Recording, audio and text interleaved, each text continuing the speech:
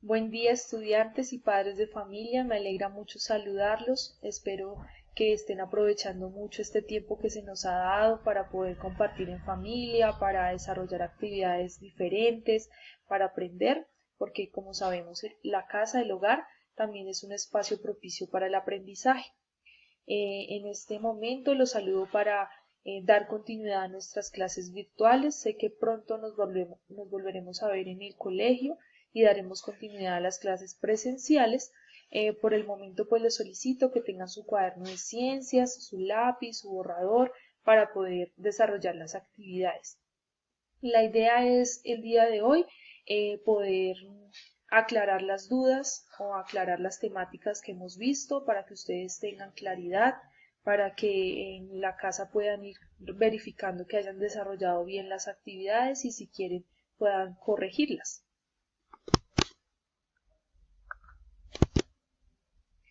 Por favor, vamos a escribir fecha el día de hoy en nuestra clase virtual, tema, transporte celular, que es nuestro último tema, desempeño número 2 y la UTP, el número en el que vayamos de UTP. No lo coloqué porque puede variar según el curso. Recordemos que la UTP es la unidad de tiempo pedagógico que nos brinda el colegio para poder desarrollar nuestras clases presenciales o en este caso virtuales. Vamos a iniciar recordando que las células tienen unas funciones muy características que les permiten desarrollarse y poder continuar con vida. Estas funciones son la función estructural, la función metabólica, la excretora, la función reproductiva y la función defensiva. Este cuadrito, este mapa conceptual, lo realizamos en la última clase presencial para que si quieren lo puedan ver en su cuaderno. La función estructural le permite a la célula, como su nombre lo dice, darle la estructura a los seres vivos, es decir, que se unen para formar todas las estructuras, los órganos, los tejidos y los sistemas. Metabólica, en esta función la célula se nutre a través de la absorción de nutrientes que toma del medio externo para poder desarrollarse, para poder crecer y para poder seguir su funcionamiento. En la función excretora, ella expulsa los desechos que ya no son provechosos, que ya no le sirven, los expulsa al medio para luego seguir con su proceso de nutrición, para seguir absorbiendo nutrientes que le sirvan. En la función reproductiva, la célula se regenera, es decir, que las células siempre van a estar multiplicándose para poder generar que en los seres vivos pues nunca se nos mueran las células. Recuerden que las únicas células que no se regeneran en el ser humano son las neuronas.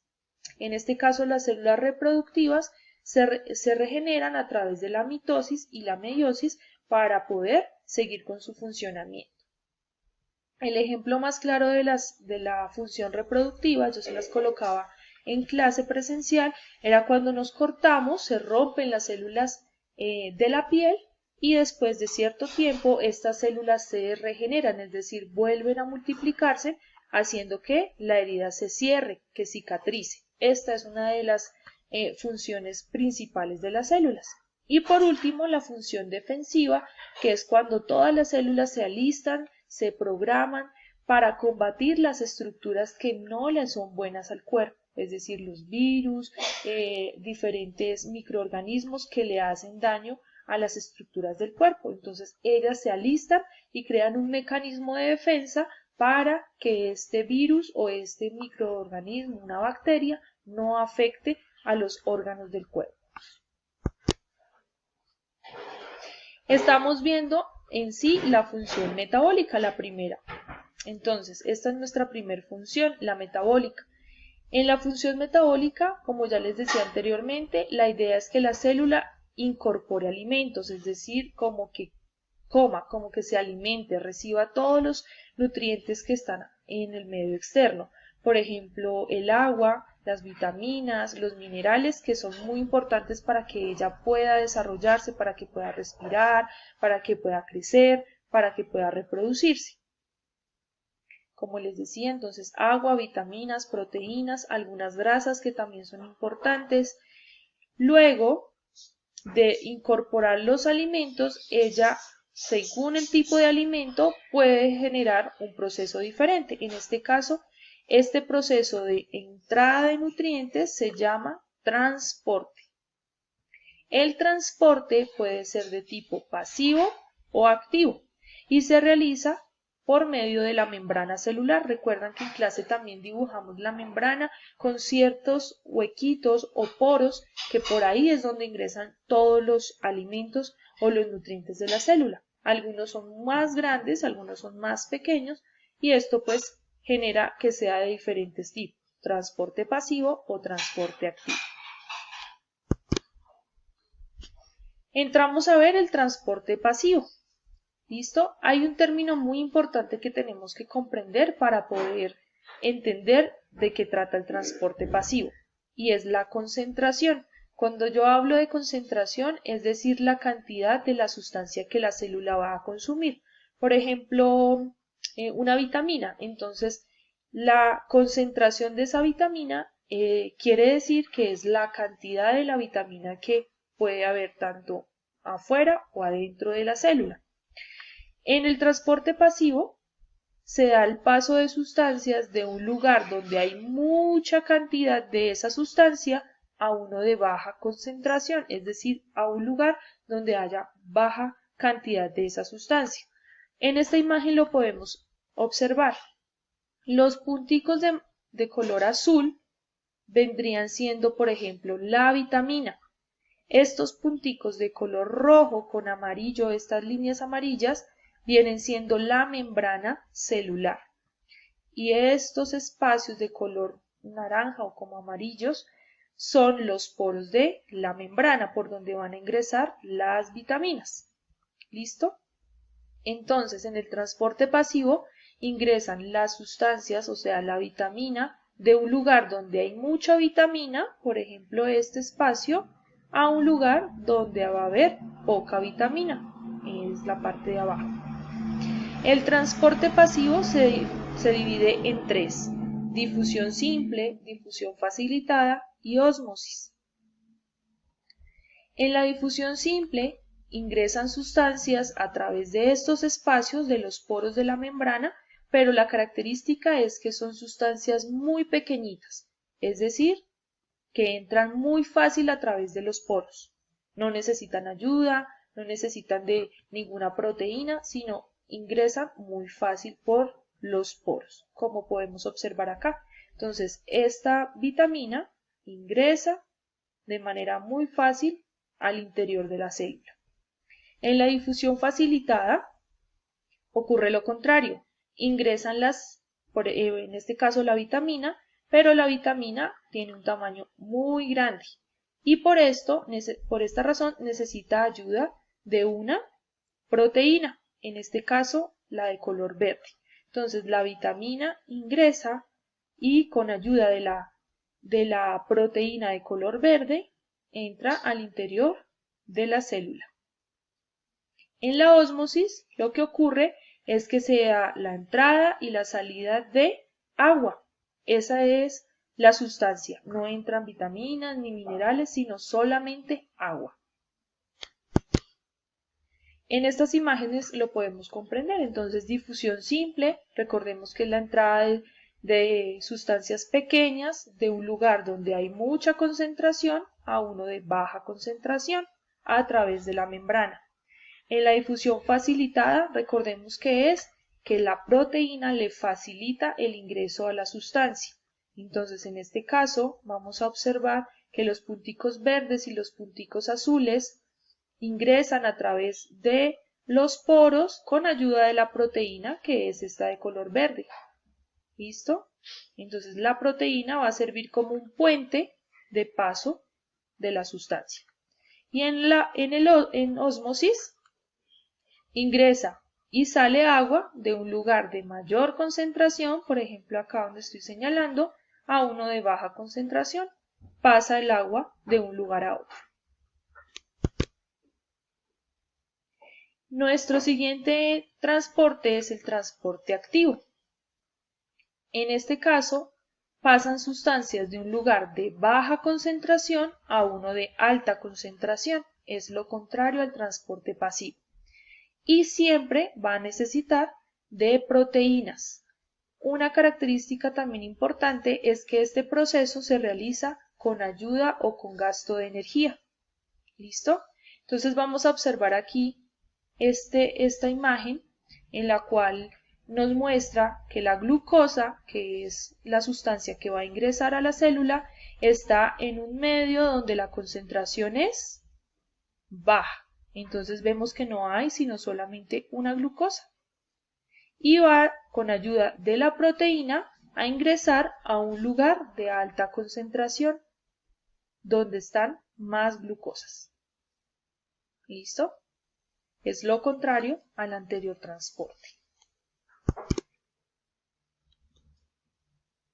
La célula también tiene otro proceso de ingreso de sustancias y de expulsar sustancias que se llama endocitosis y exocitosis. Entonces, la endocitosis genera el ingreso de partículas de gran tamaño, pero no necesita ni los canales ni los poros de la membrana, sino simplemente ingresa como ocurre en esta imagen.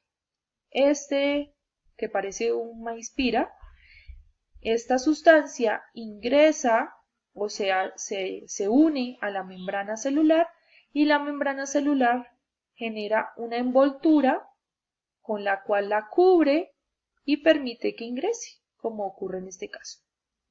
Entonces es algo como si la membrana abrazara a esa sustancia para que pueda ingresar de manera mucho más fácil.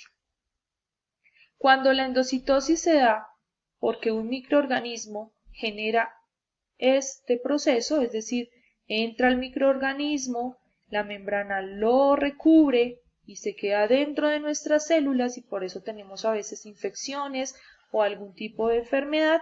Este proceso se llama fagocitosis cuando es generado por un microorganismo, perdón. Y cuando es agua la que entra de esta manera, es pinocitosis, cuando se disuelven esas sustancias en agua. Y el último proceso es la exocitosis, expulsar. Entonces, los desechos que se forman al interior de la célula son expulsados para que pueda generar nuevamente el proceso de nutrición. Entonces, acá vemos estos punticos pequeñitos, nos está mostrando la imagen que es la sustancia que la célula va a expulsar. Ocurre una envoltura, la membrana interna de la célula envuelve esta sustancia, la llena como una cápsula, la convierte en una cápsula y seguidamente la expulsa, la bota para poder generar un nuevo proceso de nutrición. ¿Listo? Hasta este paso hemos visto entonces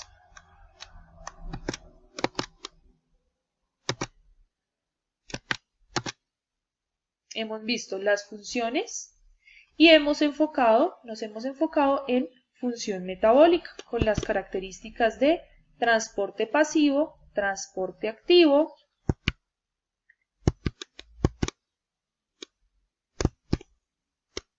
y endocitosis y exocitosis. ¿Listo? Exocitosis es la función excretora, donde expulsa. Luego de aclarar la temática anterior de transporte celular, vamos a desarrollar en nuestra casa un fácil, sencillo experimento. Este experimento lo pueden realizar en el transcurso de la semana. Recuerden que tenemos del día lunes 20 de abril al 24 de abril, que es el día viernes, para poder enviar la evidencia del desarrollo de la actividad. Entonces, los materiales que vamos a utilizar son 2 vasos, como los que se observan en la imagen, de vidrio o de plástico, como lo prefieran, agua, sal y una papa. Vamos a colocar en el primer vaso agua solamente, lo vamos a marcar para que no se nos confunda y le vamos vamos a lavar la papa y vamos a rebanar un trozo de esta papa, una rodaja, un pedacito de la papa, y la vamos a colocar al interior del vaso. Si desean pueden dejar la cáscara, no hay ningún problema. En el segundo vaso hacen lo mismo, solamente que le vamos a agregar sal. Entonces, este vaso es con agua pura, sin sal, y este vaso tiene sal. Vamos a dejar este experimento por 3 horas. Es importante cumplir el tiempo para que se den los resultados. Luego vamos a observar lo que pudo haber sucedido o vamos a imaginar o a generar una hipótesis de lo que pudo haber ocurrido en las células de la papa. Recuerden que aquí la papa está en un medio de agua y aquí con sal. Vamos a pensar cuál transporte, si el transporte activo, si el transporte pasivo o el transporte de endocitosis fue el que generó alguna reacción en la papa. Vamos a mirar cuál fue, o si fue un transporte activo, si fue con difusión simple, difusión facilitada o si es ósmosis. ¿Listo? Es importante que tomen una fotografía de este experimento. Lo ideal y lo importante es que tú salgas en la elaboración del experimento. Entonces puedes pedirle ayuda a tu papá, a tu mamá, a algún primo o un hermano, la persona que se encuentre contigo, para que pueda tomar una fotografía en el cual estés colocando los vasos y esperando las 3 horas indicadas. ¿Listo? Después de haber tomado la fotografía, y de que hayan pasado las 3 horas, en nuestro cuaderno de ciencias, como ya habíamos escrito en la parte inicial de esta clase, fecha, tema, desempeño y UTP, seguidamente vamos a escribir resolución a las preguntas del experimento o solución, como ustedes lo prefieran, y vamos a contestar estas preguntas relacionadas con el experimento. Entonces escribimos primero, ¿qué le ocurrió a cada rebanada de papa? Entonces vamos a observar muy detalladamente cada uno de los vasos. Vamos a comparar con relación al primer momento en que lo colocamos y luego de que pasaron las 3 horas, cómo se observan estas papas, qué les ocurrió a estas células. Segundo, ¿qué transporte celular fue el que se desarrolló? Entonces vamos a mirar si se pudo haber desarrollado un transporte activo, con difusión simple, con difusión facilitada o con ósmosis, un transporte activo, pasivo, activo, o si pudo haber sido una endocitosis, ¿sí? Entonces para esto es importante que ustedes, si no tienen algunos apuntes en el cuaderno o si por el contrario desarrollaron todos los mapas conceptuales, leyeron lo que se les envió, entonces tomen de ahí información para poder dar respuesta a esta pregunta o a las anteriores preguntas. Y lo mismo, pueden pausar y pueden devolver el video las veces que crean necesario para que el tema quede muy completo, muy claro. ¿Listo? Tercer pregunta, ¿por qué una rebanada de papa se vuelve diferente a la otra? Entonces vamos a comparar y vamos a escribir esa hipótesis. ¿Por qué puede que ocurra eso? Entonces vamos a pensar qué pudo haber generado esos cambios en la papa que tiene sal o en la papa que solo tiene agua. Vamos a mirar qué pudo haber ocurrido. Y por último, al cambiar de recipiente las rebanadas, ¿qué puede ocurrir? Es igual, la idea es que pienses como un científico que pudo haber ocurrido si yo cambio la papa que se encuentra con sal a la que no solo está con agua y viceversa. La papa que se encuentra con el agua pura, pasarla a agua con sal, a ver qué pudo haber ocurrido o qué crees que puede haber ocurrido. Recuerda que también puedes ayudarte de información en internet, de otros videos. Nuevamente te informo, repetir el video si lo deseas o repasar los apuntes que ya teníamos de clases presenciales y de clases virtuales anteriores. Ahora, luego de que tú tomes la fotografía con el montaje del experimento y segundo, realices la resolución de las preguntas en el cuaderno, vas a tomar una segunda fotografía de esas preguntas y me las vas a enviar por Fidias. Lo que puedes hacer es enviarla o pedirle el favor a tu papá o a tu mamá que por favor me las envíe para poder revisar cómo fue el proceso. ¿Listo?